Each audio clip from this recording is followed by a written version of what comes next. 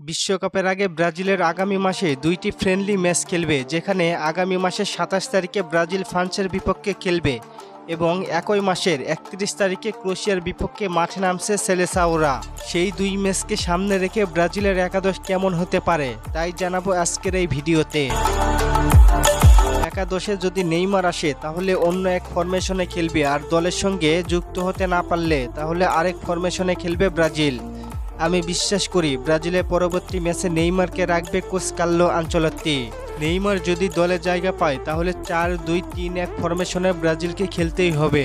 চলেন আমরা ৪-২-৩-১ ফরমেশন দেখি কারা কারা থাকছে একাদশে।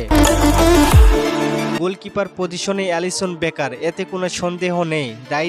এই রাইট ব্যাকে ব্রাজিলের আলাদা কিছু করতে হবে, বিশেষ করে ফ্রান্সের বিপক্ষে আলাদা কিছু করতেই হবে, কারণ ফ্রান্স কেমন দল সবাই জানি আমরা। যদি ইনজুরি থেকে ফিরে আসে অ্যাডার মিলিতাও তাহলে তাকে রাখা যেতে পারে।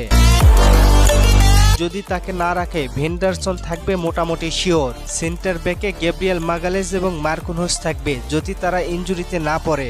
রাইট ব্যাকে কায়ো হেনরিকের কথা থাকলেও ডগলাস সান্তোস থাকবেন শুরুর একাদশে। কোনো কারণে সেও বাদ গেলে আলেক্সান্দ্রো থাকবে, কারণ তার অভিজ্ঞতা আছে জাতীয় দলে খেলার।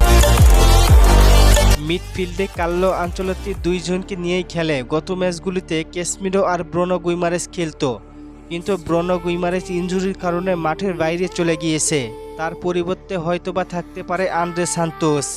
অ্যাটাকিং মিডে শুরু করতে পারে নেইমার জুনিয়র। আমরা বিভিন্ন গণমাধ্যম থেকে জানতে পেরেছি পরবর্তী ম্যাচে নেইমার জুনিয়র থাকবে।